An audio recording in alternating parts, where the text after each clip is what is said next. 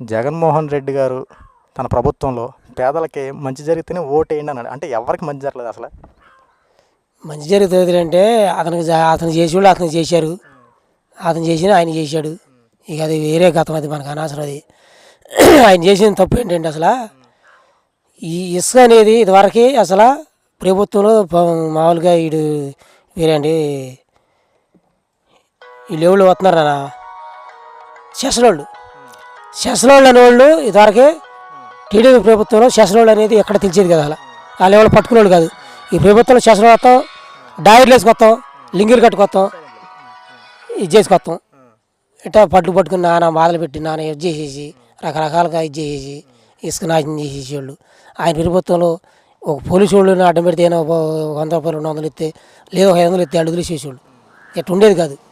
అసలు సెసలోళ్ళు అంటే తెలిసేది కదా. అలా ఇవాళ బుడ్డోడు కూడా సెసలోళ్ళు అంటే భయం వేసేస్తాను. ఎందుకంటే అది ఏ రూపాయలు వస్తాడో తెలుతురా రకరకాలుగా. మళ్ళీ ఇప్పుడు ప్రభుత్వం వచ్చింది, సెసలోడు కంటికి కాపాడాలి. మాకు నచ్చింది అది క్వాలిటీ. అసలు ముందు పెద్దానికి సెసలోడు అనే పేరు మీద వస్తాం, రకరకాలు చేసి హింస పెట్టి ఇసుకనే నాన్న ఇది చేసాడు. వాళ్ళు ఏ ఇది చేసారో మనకైతే తెలియదు, కానీ చిన్న చిన్న వాగుల్లో బతుకోవాలి మేము.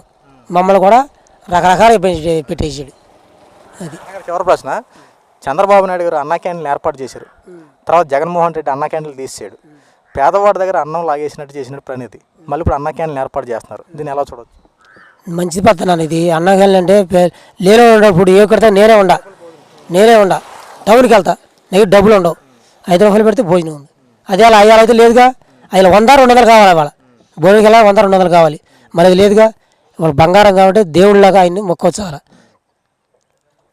ఇప్పుడు చంద్రబాబు గారి పరిపాలన, జగన్మోహన్ రెడ్డి పరిపాలన బాగుందా? మాకు చంద్రబాబు నాయుడు పరిపాలన బాగుంది నాన్న. నెంబర్ 1గా ఉంది పరిపాలన. అది చంద్రబాబు నాయుడుది నెంబర్ 1. అదే పరిపాలన కొనసాగాలని మేము కోరుకుంటున్నాం. ఇప్పుడు ఎందులో నియోజకవర్గం ఇది కాదు, ఇది పార్థసారథి గారు. పార్థసారథి గారి పరిపాలన ఎలా ఉంటుంది ఇక్కడ? ఇప్పుడు ఆయన వచ్చింది కొత్తగా కాబట్టి ఇంకా మేము ఆయన ఇంకా లైన్లో ఇది అవ్వలేదు కాబట్టి ఇప్పుడు వరకే బాగానే ఉంది. జరగబోయేటప్పుడు కూడా బాగుంటుందని ఆలోచిస్తున్నాం మేము. ఆయన వల్ల మాకు మంచి జరిగిద్దని మేము ఇది అవుతున్నాం. జరిగిద్ది కూడా.